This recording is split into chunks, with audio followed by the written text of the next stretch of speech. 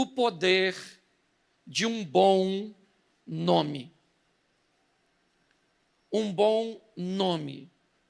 Construir um nome, certo? Que quando ele é pronunciado, as pessoas saibam quem você é, o que você representa e o que está em torno de sua vida. Um bom nome é reconhecido também no mundo espiritual. Deus, conversando com Satanás, fala um nome próprio. Tende visto meu servo Jó, íntegro, reto, que me teme e que se desvia do mal? Olhar para o nome de Salomão faz com que a rainha de Candás, ela saísse de sua terra, simplesmente por causa do nome de Salomão. Ela mesmo diz, o que me disseram a seu respeito é muito menos do que eu fui capaz de observar. Então, um ambiente onde pessoas de bom nome frequentam ou convergem para ele se torna altamente poderoso em todas as esferas. Todas as vezes que uma empresa, um serviço, um negócio consegue construir um bom nome, ok? Inevitavelmente o sucesso vai caminhar nessa direção. Um ambiente espiritual, emocional, frequentado por pessoas de bom nome, de boa conduta, de boas ações, faz com que o mundo espiritual, o mundo emocional esteja presente, agindo, movendo, trazendo uma energia, um poder favorável. Tá certo? Então, um bom nome, primeiro, ele vai desassociar a maioria das pessoas ou o comportamento da maioria das pessoas. Quando você conserva um bom nome, inevitavelmente o seu nome vai sobressair a regra. Normalmente você será uma exceção. Mesmo que você se sinta igual aos outros, mesmo que os outros achem ou pensem ser igual a você, as decisões, a conduta, as ações nos separam. É assim que funciona. Todas as vezes que você resolve viver de uma forma correta, aprezar o seu nome, o nome de sua família, certo? O nome da sua instituição, inevitavelmente, isso transforma você numa pessoa diferente, desassocia você da maioria das pessoas. Você está numa escola, numa classe, quando você resolve construir um bom nome, inevitavelmente isso vai desassociar você dos demais. Um bom nome nos leva, né, a um ambiente diferente. Mas nas Escrituras Sagradas, e hoje eu quero me deter nisso, e só fazer uma colocaçãozinha de um indivíduo que levou muito bem seu nome. Nas Escrituras Sagradas, assim como em alguns povos, o nome de uma pessoa dizia muito a respeito dela. Aliás, se colocava o nome muito, né, associado a emoções, a situações climáticas e até mesmo proféticas. Povos como indígenas, por exemplo, se um menino nascesse durante uma grande chuva, a probabilidade do nome dele ser tempestade era grande. Era assim que funcionava, certo? Na Bíblia, muitas vezes, nós vamos usar, né, ou ver diversos nomes envolvendo o ambiente do nascimento. Coloca para mim, por gentileza, certo? Gênesis 25, 26. Está lá, ó. Depois saiu seu irmão agarrado à sua mão ao calcanhar de Esaú. Por isso, olha só porque o garotinho segurou no calcanhar do irmão, botaram o nome dele de Jacó, dando a conotação que aquele garotinho, certo, queria sobressair o seu irmão, tomar o lugar dele. Provavelmente o garotinho não tinha noção do que estava fazendo. Mas era o hábito, colocar o nome de acordo com as situações. Quer mais exemplo? Gênesis 35, 18. Coloca aí, esse é um dos piores. E aconteceu que, saindo-lhe a alma porque morreu, chamou-lhe Benoni. Eu não sei se foi a Raquel, certo? Ou se foi uma das parteiras, porque o texto diz que a mãe morreu no trabalho de parto. Esse é o segundo filho dela. O primeiro foi José, certo? Esse garotinho que nasceu agora, tá certo? É o irmão mais novo do José do Egito. E com o parto dele, a mãe morreu. Sabe o que resolveram colocar? O nome do menino de Benoni: sofrimento, dor. Aí o pai chegou e falou: nada disso, vai chamar o menino de Benjamim, que traz uma conotação de alegria. Mas já queria botar um nome ruim no garoto, só porque a mulher morreu. O garoto tem culpa da mulher ter morrido? Sim ou não? Mas às vezes o nome carrega uns troços esquisitos. Gênesis 25, 25, coloca. Saiu primeiro, ruivo e todo como vestido de pelo. Por isso chamaram seu nome Esaú. Então, é cabeludo, suplantador, dor. Mas sabe o que é legal? É que na nossa cultura, graças a Deus, o nome é colocado assim, com mais valores. Como é que coloca o nome na nossa cultura? O nome de um ator, de uma atriz, certo? Eu fui brincar com o Elvis Presley. O Elvis Presley, por que o nome dele era Elvis? E ele falou, porque meu pai era muito fã de Luiz Gonzaga, certo? Tirou uma onda com a minha cara, aquele infeliz, na verdade. Mas os nomes e a mudança deles eram muito comum. Que é Abraão, que é Jacó, que é os rapazes da Babilônia, os meninos que saem do ambiente, né, dos hebreus para irem para a Babilônia, e assim que chegam, a primeira coisa que vão fazer é trocar os nomes. Ok? Vamos fazer com que eles esqueçam de onde vieram e quem são. Eu não sei se você já notou, mas se seu nome for pronunciado em algum ambiente, mesmo que não esteja falando contigo, você vai olhar. É assim que funciona. Se você observar, o que os rapazes fazem na Babilônia? Constrói na Babilônia um bom nome. Quando havia um problema na Babilônia, inevitavelmente, os rapazes eram acionados para resolver o problema.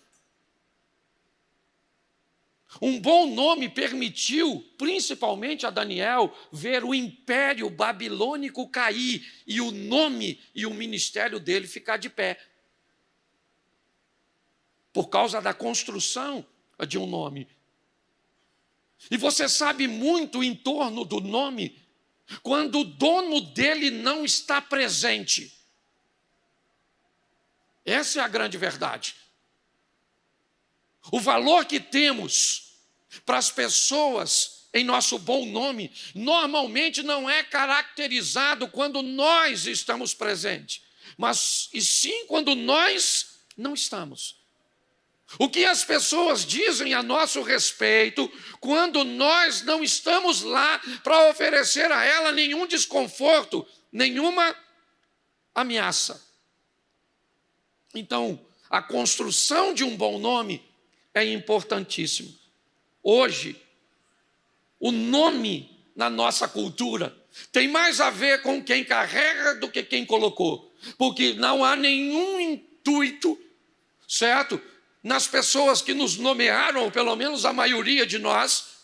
O meu nome, por exemplo, Cláudio, quer dizer coxo, quer dizer manco.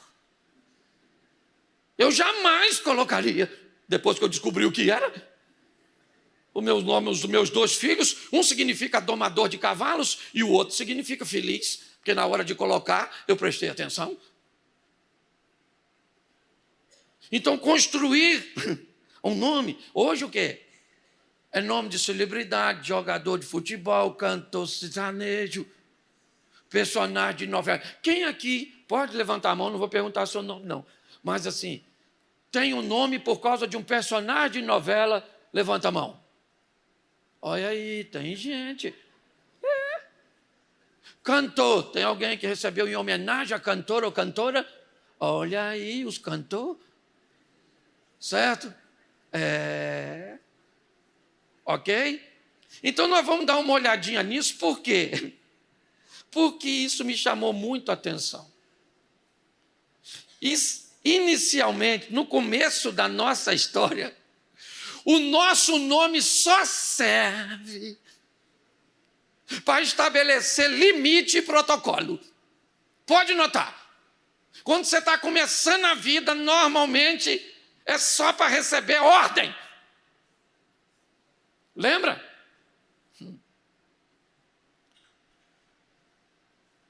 Para, Cláudio. Cláudio, sai daí. Cláudio, fica quieto. Cláudio, vai tomar banho. Cláudio, vai almoçar. Cláudio, entra. Eu estava preparando essa mensagem, eu escutava isso. Minha tia falando. Entendeu? Era só para receber ordem. Vai dormir, Cláudio. Fica quieto, Cláudio. Come tudo, Cláudio.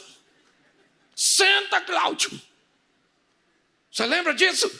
O nosso nome, aliás, para se construir um bom nome, você tem que ouvir muitas vezes o seu nome, determinando protocolos e limites.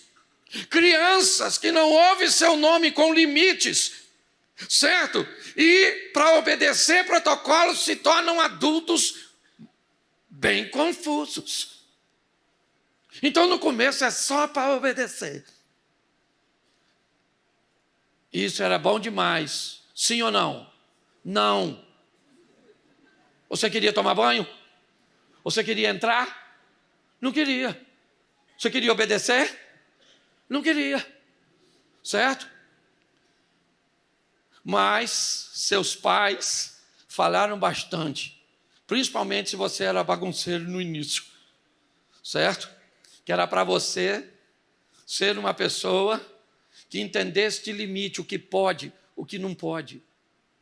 A Bíblia é bem clara em dizer, um dos filhos de Davi que mais lhe deu problema se chamou Adonias. E um motivo foi pelo qual ele apresentou tantos problemas, sabe qual foi? Seu pai não contrariava ele. Ele foi um rapaz que não soube o que era limite, certo? Quis usurpar o que era do seu irmão. Não quis aceitar a decisão de seu pai. Então, um bom nome começa com pessoas, certo? Que vão ouvir muito esse nome, envolvido com limites, com protocolos. Hoje é um grande desafio para nós, às vezes, lidar com crianças, com adolescentes. Aliás, hoje, muitas igrejas nem sabem mais o que fazer com as crianças num culto, porque as crianças sequer são capazes de identificar um protocolo de culto. Hoje eu vi um vídeo de um garotinho que devia ter 7, 8 anos, passando num supermercado, eu não sei se você viu isso, e ele vinha derrubando tudo. Alguém viu isso aí? Olha só, isso. E ninguém falava nada, não sabia o que dizer naquele ambiente. Então, Se você quer construir um bom nome, ou quer que seu filho construa um bom nome, certo? Aprenda a dar a eles limites, dar a eles protocolos, pois é assim que funciona. Os próximos espectadores de um bom nome, ok? Começa a ser as autoridades, os familiares, os amigos da família. Entendeu?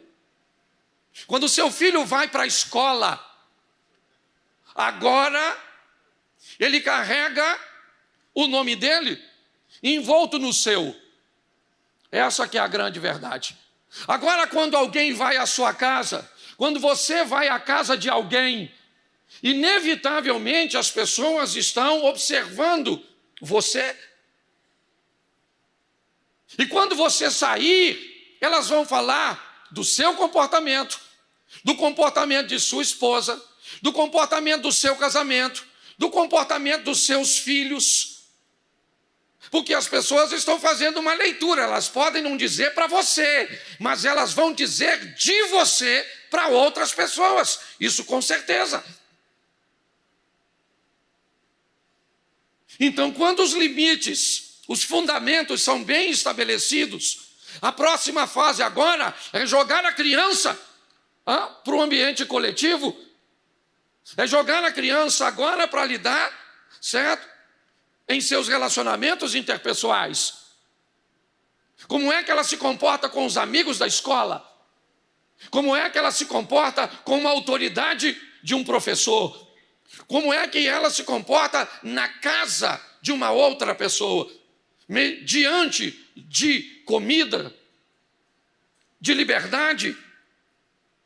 Inevitavelmente, um bom nome começa, né? A ser construído, a ser formatado. O professor vai falar bem daquela criança. O vizinho vai falar bem daquela criança. Os familiares vão falar bem daquela criança. Pessoas gostariam de convidar você e farão questão que você leve seus filhos, que você esteja presente. Porque todo mundo quer estar perto de alguém que tem um bom nome, que tem uma boa fama. Obviamente, e isso precisa ficar claro, é que é nessa fase agora que a rebeldia, certo? E a vontade de romper limites tem tendência a se manifestar. É comum que em alguma fase da nossa vida nós nos tornemos rebeldes, tenhamos comportamentos desagradáveis, às vezes vão passar por um período onde as notas não serão tão honrosas, onde o comportamento pode não ser tão agradável, onde a fama ruim pode afetar nosso nome. Ô menino terrível, esse menino não obedece ninguém. Ô troço desagradável.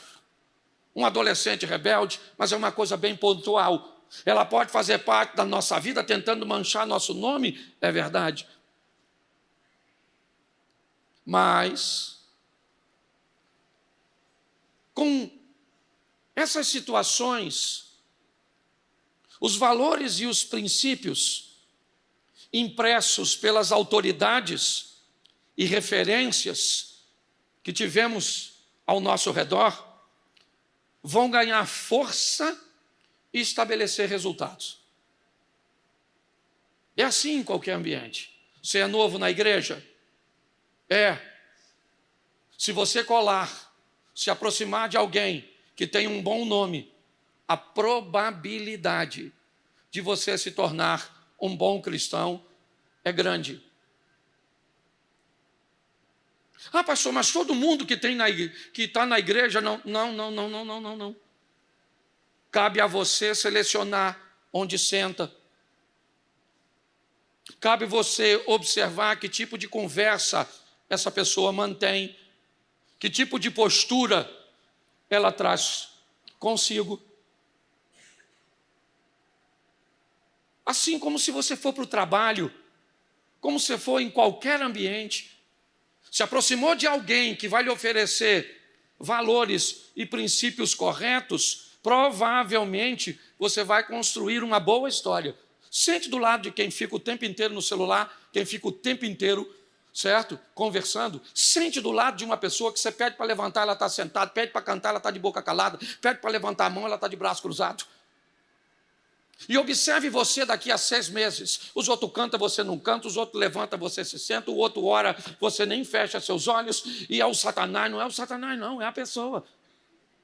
É a referência negativa que você colocou, inevitavelmente. É importante que nós estejamos atentos a isso. Por quê? Porque quando um nome é bem estabelecido, quando valores e princípios estão bem impressos na nossa mente, agora você continua a obedecer e a manter limites, só que agora com um alto comando. Agora é você comandando você. Seu pai, sua mãe, o professor, sua avó, eu não sei quem foi, que buscou imprimir em você um bom nome. Mas se ele teve êxito, quando te mandar para o ambiente, que esse período de rebeldia que pode tomar de assalto em algum momento for embora, você terá um bom comportamento em qualquer lugar que você tiver. Porque agora você sabe o que você carrega. O que se fala agora é, por exemplo, fulano é educado, hein, cara? Que pessoa educada. Que pessoa sábia. Note que estamos tratando de um assunto. Alguém pode reconhecer você e dizer, nossa, que pessoa bonita, ou que pessoa forte. Mas note que os adjetivos que estão sobre você, eles são positivos. Olha como fulano é próspero, como fulano é rico. Olha como fulano é famoso, ou como tem reconhecimento. Olha a credibilidade dessa pessoa. Quando você consegue construir isso, e não necessariamente o nome tem a obrigação, nem na Bíblia. Vamos lá, você conhece alguém que se chama Judas? Já conheceu alguém por nome Judas? Eu nunca. Se você conheceu, faz assim para mim, só para a gente ter uma pesquisazinha de campo. Isso, olha lá, um só. Levantou a mão que conheceu um Judas. Você sabe o significado, né? Um dos significados de Judas? Grato. Gratidão.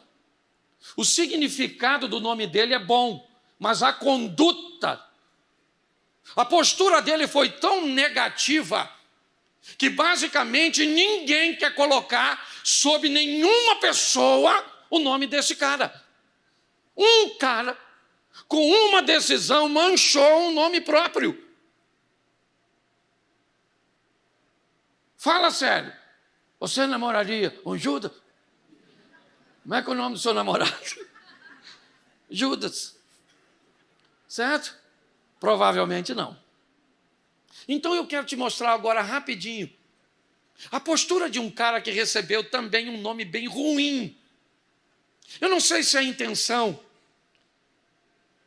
da mãe era essa, mas o que tentaram fazer com esse rapaz não é tão importante o quanto ele resolveu fazer por si mesmo.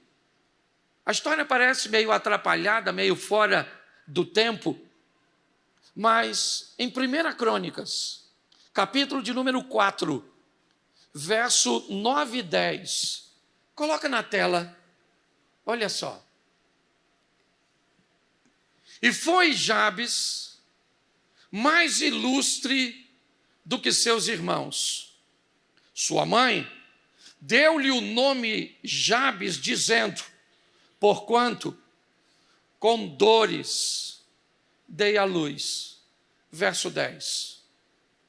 Porque Jabes invocou o Deus de Israel, dizendo: se me abençoares muitíssimo, se meus termos ampliardes, e tua mão for comigo, e me fizeres que do mal não seja afligido. E Deus lhe concedeu o que lhe tinha pedido. Se você observar esse texto,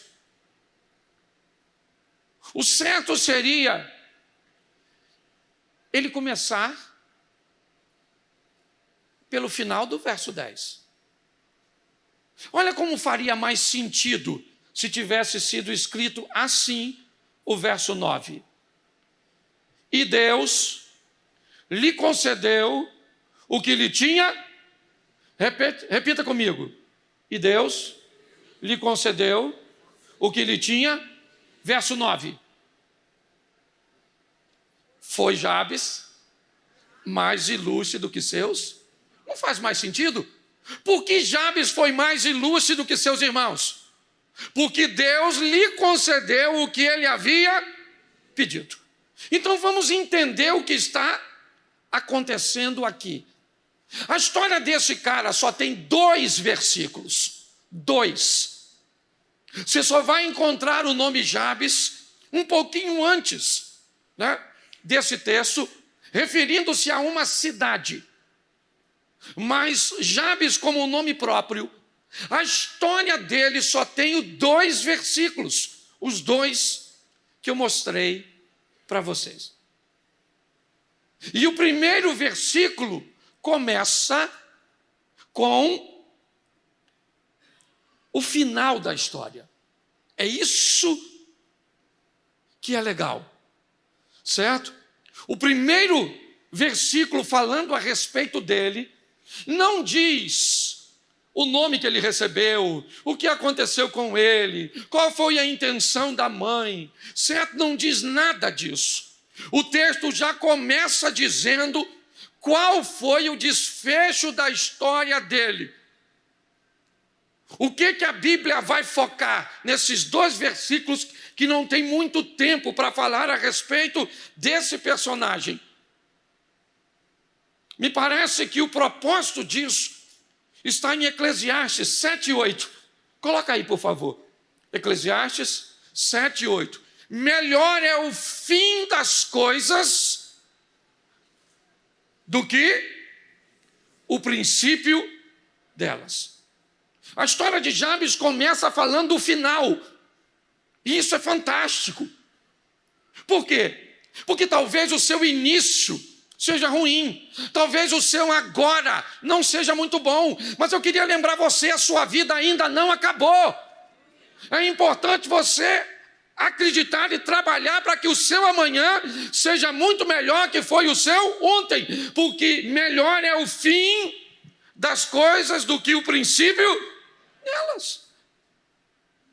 Tem gente aqui que já teve uma vida mas muito ruim,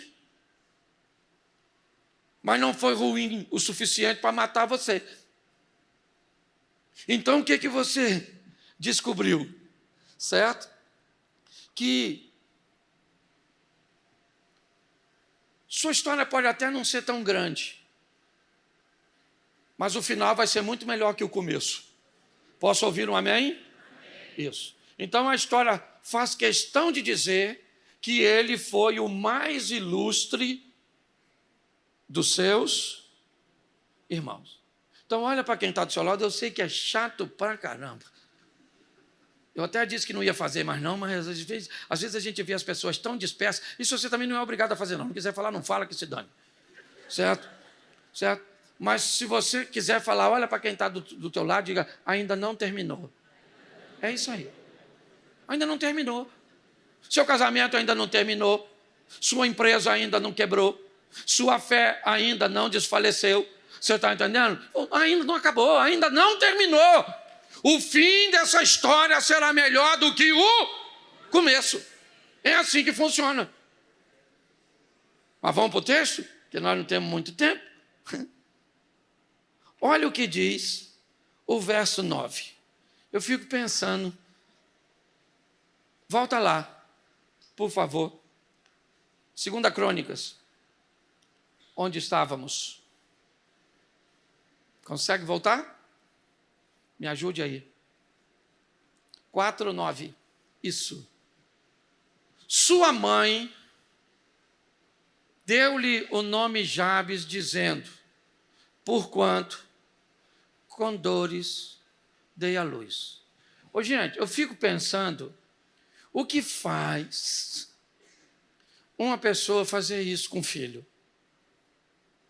Parece que o propósito é botar o nome na criança ou num outro indivíduo, para ela carregar para sempre o estigma de que foi alguém que fez a sua mãe sofrer. Pare e pense. Uma mãe colocar um nome, certo? Para que ele lembre, porque só pode ser. Ô Jabes,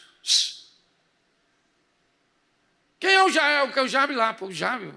Por quê? Porque o rapaz causou muito sofrimento na mãe dele. Muita dor. Pare e pense. Eu comecei a olhar para esse texto e comecei a pensar. Se essa frase não poderia fazer com que Jabe carregasse a sensação de ser culpado de uma dor. Porque pensa numa coisa que pode paralisar as pessoas, é o sentimento de culpa. Quando alguém se sente culpado, ele se sente merecedor daquilo que está vivendo. E se ele aceitar isso, já era. Eu gosto de Jabes por quê? Porque ele não se sente culpado. Por mais que o nome esteja sobre ele, é verdade. Por mais que a sua própria mãe, por mais que todas as vezes que chamem seu nome, o contexto, o sofrimento está na pauta. Mas eu tenho dito isso muito para a igreja. Fuja da culpa e assuma a responsabilidade. Você não é culpado. Para com esse negócio. Todas as vezes que alguém se sente culpado, eu vou te dar um exemplo agora que é bem legal. Coloca aí Gênesis 3:12. Gênesis 3, verso 12. Você pode ler?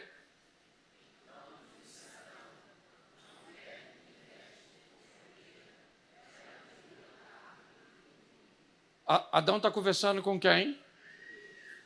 Está conversando com quem? Ele pecou, sim ou não? Ele está se sentindo culpado, sim ou não? Sim ou não? Sim. E todo mundo que se sente culpado precisa e está procurando uma boa desculpa. Todas as vezes que você encontra um responsável, ele não procura desculpa, ele procura a solução. Responsável busca a solução, culpado busca desculpa. E Adão está sentindo tão culpado, olha o que ele disse: a mulher que me deste. O que Adão está conversando com Deus? Está falando o que com Deus? A culpa é tua, ó Deus, que me deu essa bagaça dessa mulher. Olha só. Ela, por sua vez, não vai ficar. Certo? Coloca o 13. Disse o Senhor Deus à mulher: por que fizeste isso? E o que é que ela respondeu?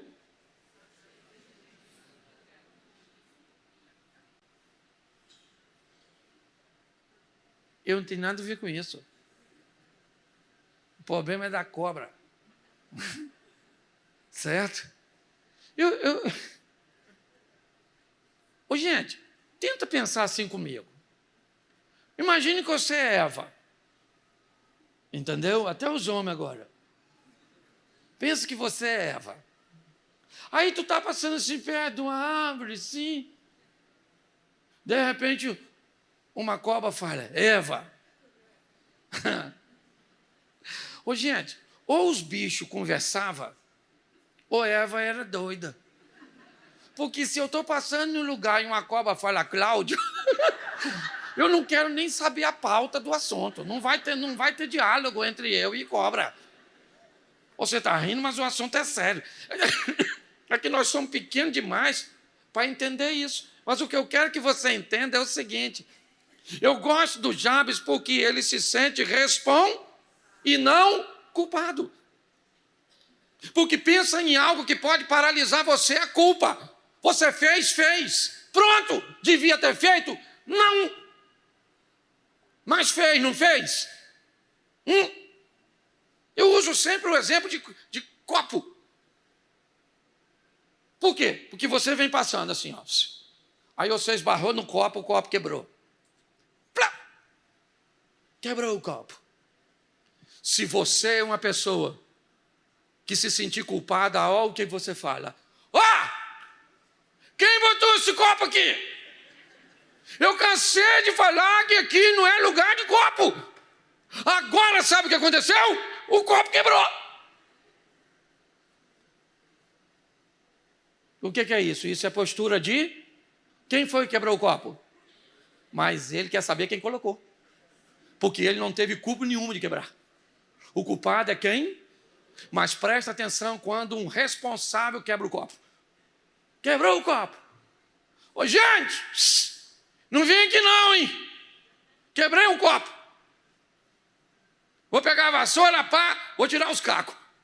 Aliás, esse já é o terceiro copo que quebra essa semana. Porque o responsável, ele não tem dificuldade de enfrentar aquilo que está fazendo. Entendeu? Hoje a maioria das pessoas destrói seu nome, por quê? Porque não são responsáveis por nada, elas se sentem culpadas. Então o culpado é Deus. Hein? Você casou, não casou com esse aí? E quem foi que te deu ele? Deus. Onde Deus estava quando eu casei? Onde sempre esteve no controle de tudo. Você que não olhou a praga. Então vai lá, Faraó, fica com ela. Ué? Mas a verdade é essa, certo? O texto diz, a mãe colocou o nome sobre ele. Senti dor, então carrega aí, Jabes. Jabes disse, eu não vou levar isso. Não. Eu vou ser o melhor nome da minha família. Eu vou ser o mais ilustre dentre os meus irmãos. Mas você carrega um nome de dor, carrega um estigma de fracasso. Isso é o que tentaram fazer comigo. Mas eu não vou permitir. Então preste atenção o que esse cara faz agora. A primeira coisa que esse moço faz. Volta. Crônicas 4, verso 10. Isso. Porque o Jabes fez o quê? Invocou o Deus de... Preste atenção em mim. Esse camarada, com tudo aquilo que tinha contra ele, enquanto era garotinho, ouviu o seu nome com todos os limites que nós ouvimos.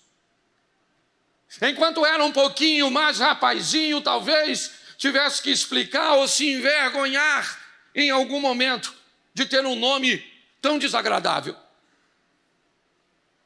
Mas chega um momento que não tem mais papai, não tem mais mamãe.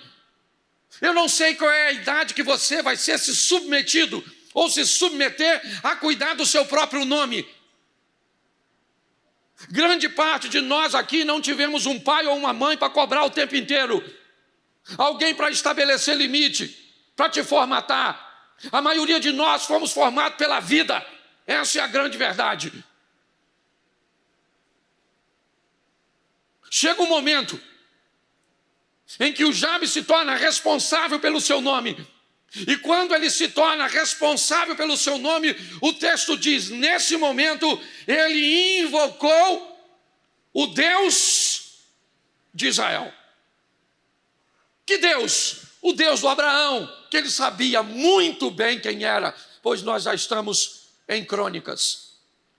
O Deus de Isaac, o Deus de Jacó, o Deus do José, o Deus do Moisés, o Deus do Josué. Esse camarada sabe o que Deus pode fazer. E se ele quer vencer, quem pode dar a vitória a ele é o Todo-Poderoso. Então Jabes vai orar, vai invocar, vai chamar, vai puxar o texto, certo? E a palavra invocar tem a ver com puxar, trazer, certo? Não é simplesmente uma oração, uma precezinha, não. Ele puxa. Puxa o quê? Puxa Deus, puxa os princípios, os valores, o poder, traz do céu para a terra, para a vida dele. Ele invoca, coloca Jeremias 29:12, isso. Então me invocareis, e ireis, e orareis a mim, e eu vos ouvirei. É isso que esse cara está fazendo, entendeu? Apesar de todos os posicionamentos contrários. O que é você empresário? Você tem que lidar com a carga tributária brasileira, uma das maiores do mundo. Você tem que lidar com colaboradores basicamente, totalmente desqualificados para lidar com seus produtos, com seus serviços, com o nome que você planeja construir. O que você é? Você é um pastor? Vai ter que aprender a lidar com um comportamento ruim das pessoas, que com eles destrói o nome de sua denominação, de sua igreja local, e por que não dizer, até o seu próprio nome. Nós temos que estar preparados para isso. Jabes é alguém que puxa, porque ele sabe, se ele invocar o Senhor, se ele caminhar na direção do Senhor e chamar o Senhor vai vir. Buscar-me-eis e me encontrareis quando me buscardes de todo o vosso coração. Segunda coisa, verso 3. Não, volta para o verso 10, depois é que eu vou dar o texto. Crônicas, sempre Crônicas 4:10, a partir de agora, tá? Quando voltar para Crônicas, é o capítulo 4:10. Só são 2 versículos. Isso, preste atenção. Se me abençoe, olha a oração do cara. Invoquei o Deus de Israel, e a oração é o seguinte: se me abençoares muitíssimo. Preste atenção no que esse cara carrega com ele. Ele faz questão de dizer, eu sei quem eu quero ser, eu sei onde eu quero ir, eu sei quem eu quero me tornar. Então, se eu estou falando com Deus, se é Ele Deus, se Ele está invocando o Senhor e é Ele e Deus, Ele pode falar do jeito que Ele quiser. Ele pode abrir o coração dele e dizer, eu quero mais do que muito, eu quero muitíssimo, é isso que eu quero. No que ele pode estar se espelhando, impedindo isso? 1 Reis, capítulo 3, verso 3. Um de seus ancestrais, não muito longe, Salomão amava ao Senhor, andando nos estatutos de Davi, seu pai, somente que nos altos sacrificava e queimava incenso. Note, esse texto diz que Salomão amava ao Senhor. Bota o 12.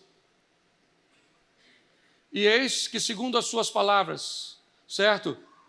Eis que te dei um coração tão sábio e entendido, que antes de ti igual não houve, e depois de ti não se levantará. Bota o verso seguinte. E também, até o que não pediste, te dei.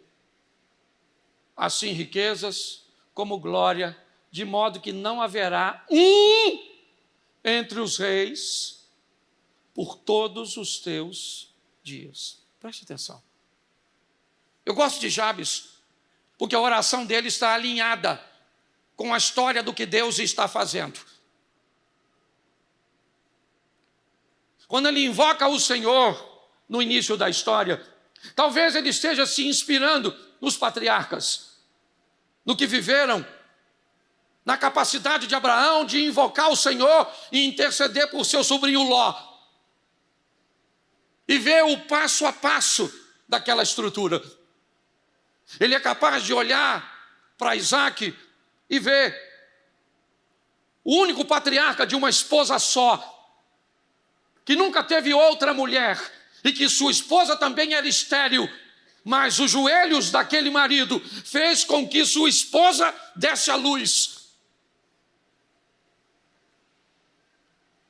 Olhe bem, ele sabia o que Deus era capaz de fazer, mas agora ele também sabe que se está diante de Deus, não precisa usar de uma falsa modéstia.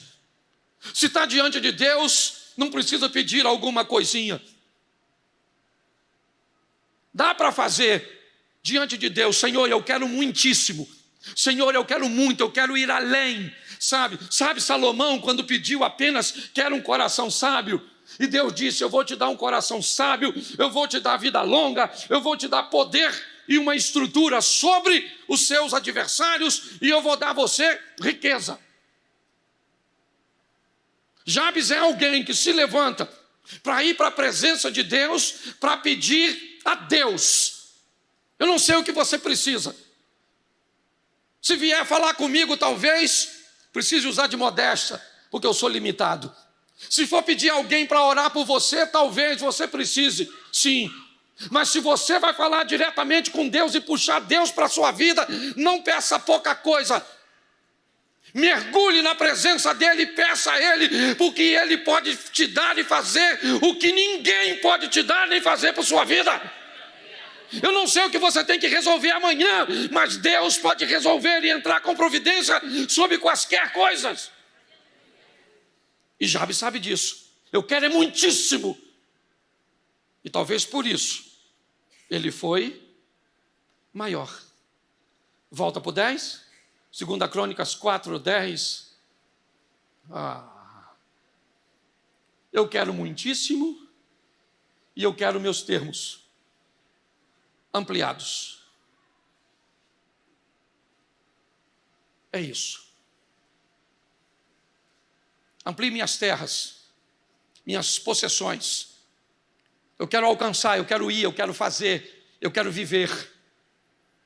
Em quem ele se apoiou? Talvez em Caleb, olhando para as montanhas. E quem ele se espelhou? Em Abraão, que recebeu o chamado, sai da tua terra e da tua parentela, vai para uma terra que eu te mostrarei. Em ti serão benditas todas as famílias da terra, abençoarei os que te abençoarem, amaldiçoarei os que te amaldiçoares. Sabe o que esse homem está fazendo? Tomando posse das promessas que foram determinadas sobre seus ancestrais. Jabes não é um cara bobo. A situação não é boa.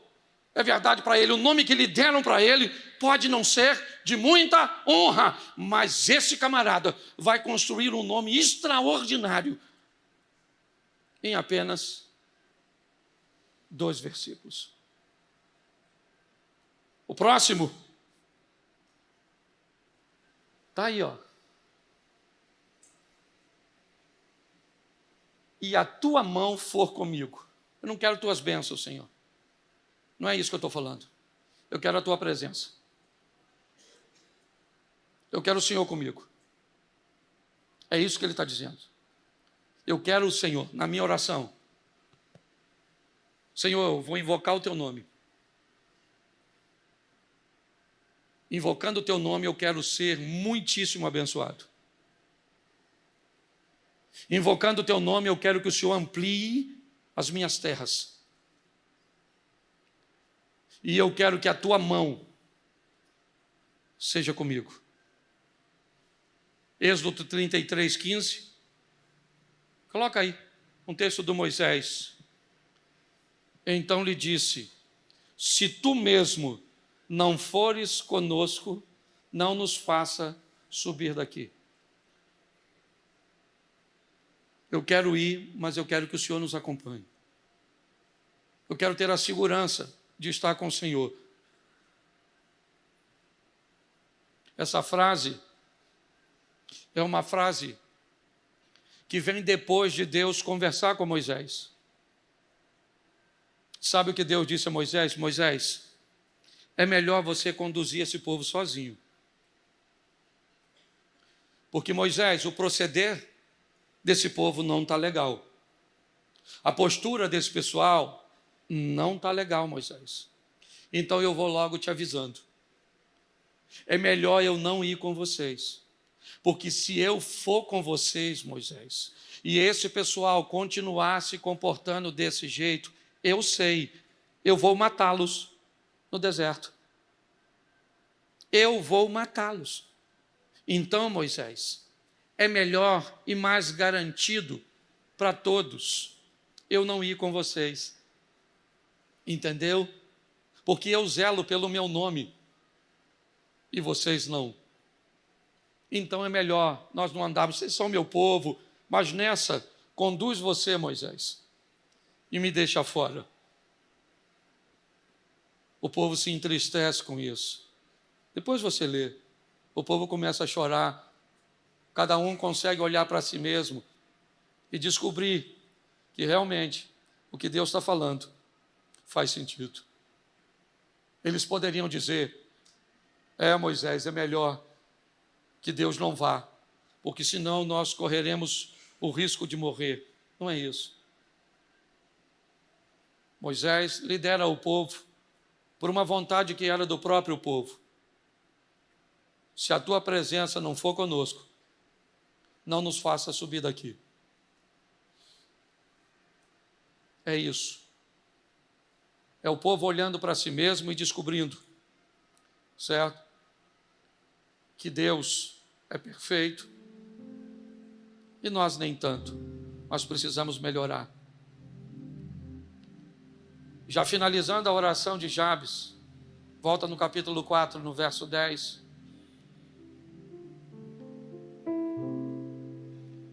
E fizeres que do mal eu não seja afligido. Olhe bem o que ele está pedindo agora. Talvez eu nem tenha um versículo muito claro antes desse texto para dar a você, mas eu tenho um lá na frente que pode ser bem propício para esse momento. Não me deixes cair em tentação, mas livra-me do mal. Jabes está falando de alguém que não quer um período legal na sua vida. A última expressão do Jabes, ele já foi abençoado muitíssimo, suas terras já foram ampliadas. A mão do Senhor é com ele, mas a preocupação do Jabes é que a mão do Senhor também já havia sido com Saul e depois não foi mais. É que a mão do Senhor também já havia sido com Sansão e depois não foi mais. Porque para Saul os últimos dias foram piores que os primeiros. Para Sansão os últimos dias foram piores que os primeiros. O Jabes quer terminar bem, quer encerrar a carreira, quer guardar a fé, Então ele já foi muitíssimo abençoado, seus termos se tornaram grandes, a presença de Deus e a mão do Senhor é reconhecida sobre ele. Mas ele não quer ser um pródigo. Ele quer ser alguém que sustenta, alguém que leva até o fim aquilo que começou. Chegamos à seguinte conclusão com a história de Jabes. Primeiro, suas desculpas não são suficientes para estabelecer o fracasso como seu destino. Talvez o que você chama de fracasso tenha a ver com a medida errada que você está usando. Talvez trazendo uma medida do outro para a sua vida. Terceiro, verifique se não há um culpado te prendendo nessa situação. Quem é o culpado? Seu pai? Foi o pastor da igreja que você frequentou? Ele é o culpado do seu ministério? É isso que você vai me dizer? Você vai me dizer que um homem é mais poderoso do que Deus, e o que Deus queria fazer não aconteceu porque um homem se meteu. É isso? Jabes tem que vencer tudo isso. Faça como Jabes, uma oração poderosa,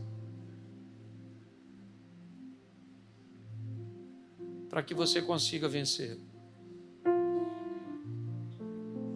A vida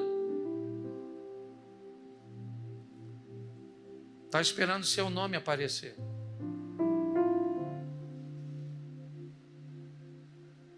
Que horas que seu nome vai aparecer? Quando ele aparece? A primeira coisa que Jesus vai mostrar em suas palavras, em suas atitudes, é o reconhecimento do céu, da prioridade do céu, de fazer a vontade de Deus. Mas segundo, o reconhecimento da autoridade de seus pais, daqueles que estão sobre ele. Não se esqueça que ele é o próprio Deus, sendo cuidado por homens, por seres humanos. É o divino sendo cuidado por um indivíduo carnal. E ele não tem problema nenhum de obedecer a essa hierarquia. O texto diz, ele ficou quieto, foi para casa e lhe foi sujeito. Obedecia seu pai e a sua mãe. Talvez isso nos mostre porque ele foi bem sucedido. Talvez essa seja uma grande lição de Jesus para todos nós que muitas vezes não atentamos. Que uma das melhores maneiras de sermos bem-sucedidos nessa terra é obedecermos aos nossos pais. É o reconhecimento de autoridade. Você quer o segundo texto? Eu vou dar para você porque é rapidinho. Capítulo de número 3, verso de número 15. Agora ele tem 30 anos de idade.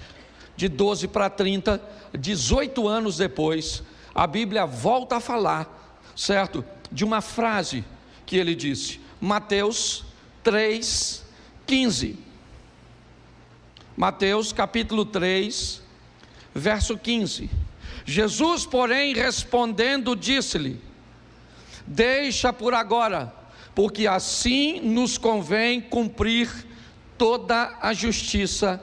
Então ele o permitiu. Preste atenção, porque novamente Jesus vai falar de autoridade. Ele agora tem 30 anos de idade, assume a maior idade na cultura judaica, e ele então agora vai caminhar até João Batista, que está batizando no Jordão. Quando Jesus se aproxima, João o reconhece. Aliás, João já o havia reconhecido quando o encontrou pela primeira vez. Assim que Jesus entrou na sua casa, no ventre de Maria, João o reconheceu ainda no ventre de Isabel. Quando João vê Jesus, Jesus vai até ele e João está batizando os outros. E Jesus vai até ele para ser batizado e João fica desconfortável. João não quer batizar Jesus. Mas preste atenção, Jesus vai iniciar seu ministério. Ele já era alguém obediente a Deus, a autoridade de Deus. Ele já era alguém obediente à autoridade de seus pais. Mas a autoridade agora espiritual que Deus colocou é João Batista. Mais uma vez Jesus vai mostrar o que é o reconhecimento à autoridade. João diz: não, está errado, eu não posso te batizar. Mas Jesus disse: deixa por agora, é assim, João, porque assim nos convém cumprir a justiça. Deus colocou você neste momento sobre mim, e eu não tenho nenhum problema. Preste atenção.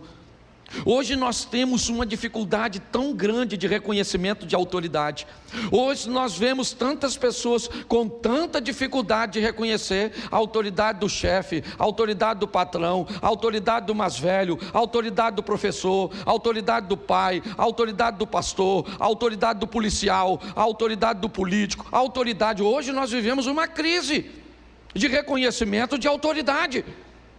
Somos cristãos, então vamos lá, vamos reconhecer a autoridade de Deus. Estou aqui tratando os negócios de meus pais. Tá bom, tratou, vamos embora para casa. Então tá bom, vou reconhecer a autoridade de meus pais. Não interessa se ele é Deus ou não. Aliás, nesse momento ele não é Deus, ele é um ser humano. E o que ele está nos mostrando com suas falas iniciais é que não havia nenhum desconforto nele em ser submisso a uma autoridade que está acima dele, fosse ela seus pais, fosse ela César, quem fosse. Jesus nunca teve problema, porque ele sabia quem ele era, e obedecer a alguém nunca o fez sentir menos de quem na realidade ele é. Hoje uma mulher não consegue ser submissa a um homem, um marido não consegue ouvir uma mulher que pode ser uma autoridade na vida dele ou do marido, porque a Bíblia, ou melhor, a vida aproxima pessoas diferentes, que são fortes em áreas diferentes. Então em algumas áreas sua mulher será uma autoridade muito maior do que você, e por que não ouvi-la? Talvez em algumas áreas seu filho se torne, por exemplo, numa área, por exemplo, da... Como é que eu vou? Me ajude aí. Tecnologia. Certo? Às vezes seu filho tem 10 anos. E é uma autoridade que tu não troca nem o som do celular. Certo? Mas as pessoas têm uma dificuldade, meu irmão, de reconhecer a autoridade. Jesus não tinha. Era para estar debaixo de José, mas estou aqui, estou obedecendo a Deus, estou obedecendo a César, eu estou obedecendo ao que Deus criou, estava aqui, certo? Que era, não precisa ficar, pode deixar, tá certo? Mas eu queria que você entendesse como ele começa falando. As primeiras frases de Jesus registradas na Bíblia têm por tema autoridade. Duas coisas que ele também vai dizer. Sua primeira frase em Marcos é Marcos 1,15. Eu acho que vale a pena também. Marcos 1,15. Vamos lá? E dizendo: o tempo está cumprido, o reino de Deus está, arrependei-vos e crede no... Preste atenção, o evangelho de Marcos, Jesus está escrevendo a igreja que estava se formando em Roma, ou seja, seu propósito é escrever aos romanos. Esse é o primeiro evangelho a ser escrito. Pastor, se o primeiro evangelho é Marcos, por que Mateus vem primeiro na colocação e na formação do Novo Testamento? Porque Mateus escreve para os judeus, citando a linhagem, o sacerdócio de Jesus, e por isso Mateus vem primeiro. Já Lucas escreve para os gregos, já João escreve para todos os crentes que já tiveram um primeiro encontro com Jesus, que é através do Evangelho de Marcos, de Mateus ou de Lucas. É só para esclarecimento, que isso aqui não vai te acrescentar nada agora. Mas preste atenção no que Jesus está dizendo em Marcos. Ele diz duas coisas: arrependimento e fé. A diferença entre arrependimento e remorso é que o arrependimento sempre vem acompanhado de conversão, remorso não. Eu quero colocar a palavra arrependimento. Jesus está dizendo em Marcos duas coisas, certo? Ele está dizendo para uma igreja que está em Roma. Então ele diz: vocês vão precisar de duas coisas: arrependimento e fé. Ele está falando de sua missão. Note, eu vim cuidar das coisas, dos negócios de meu pai. Estou debaixo da autoridade dele. Estou debaixo da autoridade de meus pais. Fui criado por José e por Maria. Estou debaixo da autoridade de João, porque ele é o anjo, aquele que irá preparar o caminho. Então ele está tudo certinho. Ele está buscando fazer tudo direitinho. E agora o que ele está dizendo é: eu preciso, com aquilo que eu vou fazer, para que eu consiga alcançar vocês, que vocês se arrependam e tenham fé. Porque senão a missão não vai ser cumprida. Quer o próximo texto? Vamos a João. Primeira fala de Jesus no Evangelho de João é João 1,38. E Jesus, voltando-se e vendo que eles o seguiam, disse-lhe: lê para mim. Disse-lhes o quê? Isso. Quando você vai ver a Bíblia, a única coisa que vai estar em vermelho é: que buscais. Desse texto todo aqui que você está lendo, a única coisa que Jesus disse foi o quê? Que buscais. Só isso. No Evangelho de João ele está fazendo uma perguntinha só. A primeira pergunta dele é: o que vocês estão buscando em mim?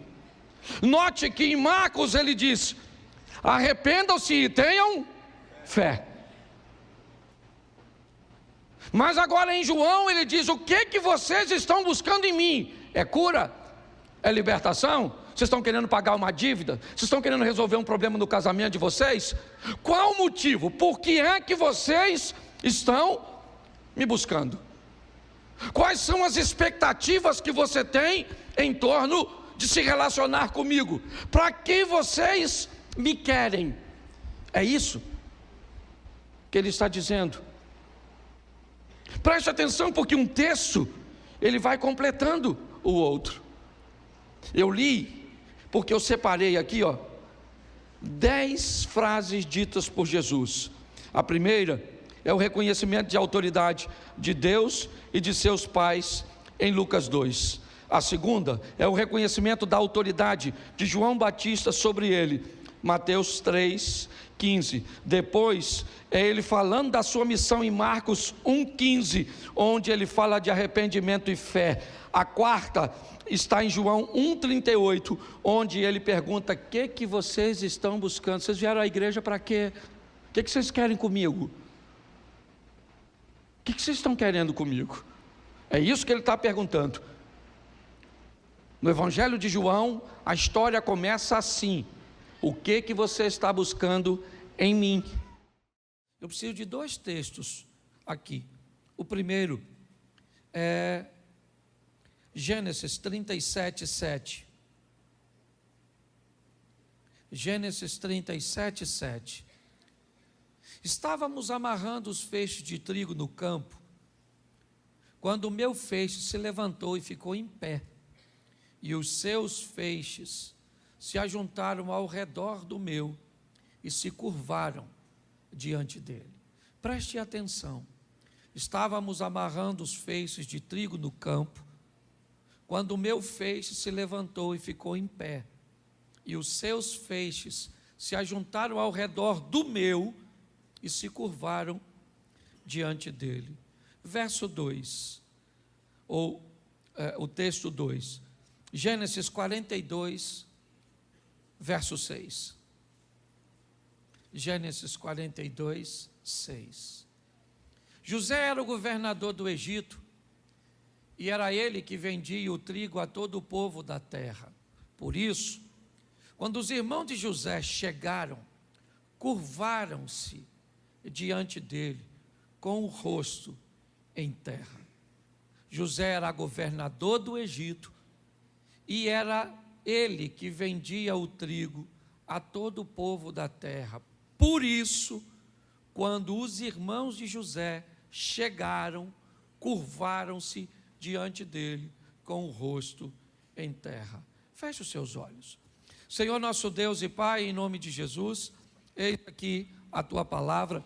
Continua falando conosco e usa-me como um canal de bênção nesta hora, pelo poder do nome de Jesus. Você pode dizer amém? Amém.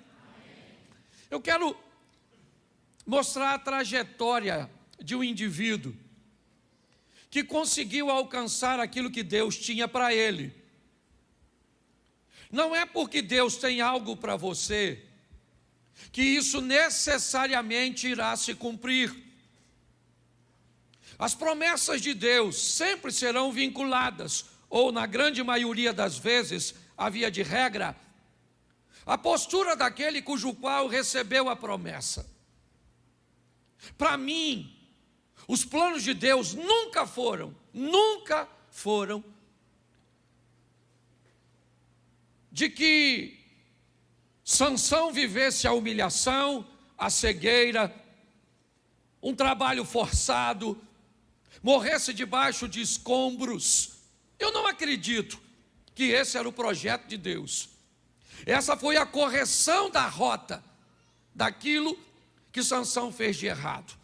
Para mim, Deus que trabalha de uma forma extremamente organizada e pontual, a Bíblia chega a dizer, na carta do apóstolo Pedro, que o sangue de Jesus já era conhecido antes da fundação do mundo, ou seja, antes de Deus dizer, haja luz, ele já tinha dito, haja cruz. Ou seja, tudo sempre esteve sob controle. Para mim, o povo deveria sair do Egito pelas mãos de Moisés, mas não com pragas, não. Para mim, com a autoridade de alguém que Deus constituiu como faraó do egípcio.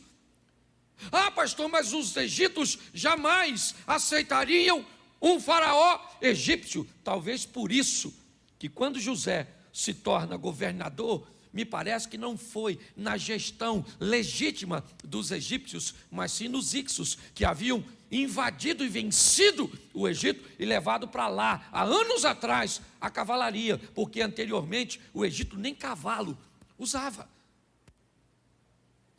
É importante nós entendermos que Deus tem tudo muito justinho, muito bem feito.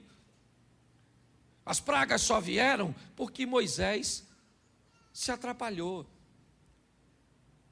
O Sansão só foi humilhado porque se atrapalhou. Porque Deus tem todas as coisas para fazer certinha. Quando nós nos atrapalhamos, as coisas ficam complicadas. Quando nós vemos a história de José, ele é um dos que menos se atrapalha. A história de José é uma das histórias mais justinhas. Dificilmente você vai ver esse cara, ou a Bíblia dizendo que ele tirava seu momento tão grande de oração, como Moisés, como Abraão, e como tantos outros. Dificilmente você vai ver esse camarada envolvido em questões conjugais, com brigas e dilemas com sua esposa. Dificilmente você vai ver os filhos de José dando problemas para ele, como deu os de Samuel, como deu os de Davi, como deu o de Jacó, fora o José, como os deu o de Isaac, como deu os de Abraão. Quando você olha a história do José, nem parece que esse cara é crente nos padrões espirituais que nós estabelecemos ou pré-estabelecemos. O que esse camarada tem? Não estou negligenciando, é lógico que ele orava, é lógico que ele cumpria todos os protocolos, mas quando você vê a vida do camarada, sabe, para mim José é como um skatista, sabe, aquele indivíduo que só anda para frente, tem equilíbrio, sabe cair, gosta de obstáculo, e aquele camarada que vai sempre numa linha, às vezes talvez nunca tão rápido quanto gostaria, mas pensa num indivíduo cujo qual dá prazer de você ver a história dele. Ele recebe uma promessa que provavelmente se cumpre, talvez mais de 20 anos depois. Se somarmos os 7 anos de fartura, um período ainda de escassez, o tempo que ele passou na prisão, o tempo que ele passou na casa de Potifar, o tempo que ele passou em posse dos midianitas ou ismaelitas, e o tempo que levou entre seu sonho até ele ser vendido por seus irmãos. Quando somamos tudo isso, nós vamos ver que o que foi prometido no capítulo 37, verso 7, se cumpriu no 42, verso 6, e praticamente numa linha reta, praticamente num ambiente extraordinário. E por quê? É isso que eu quero mostrar a vocês, rapidamente. Porque se eu pedir aqui para levantar a mão, quem tem promessa, provavelmente todo mundo levanta. Se eu perguntasse a você, se você conhece alguém que morreu sem as promessas se cumprir, provavelmente você também levantaria a mão. E Deus não é homem para que minta, nem filho do homem para que se arrependa. É importante, porque senão eu já vi gente se questionando sobre as promessas. Primeiro, quando alguém fala algo para você, pode ser Deus, pode ser o mal, ou pode ser a própria pessoa. Então é um grande desafio entendermos isso.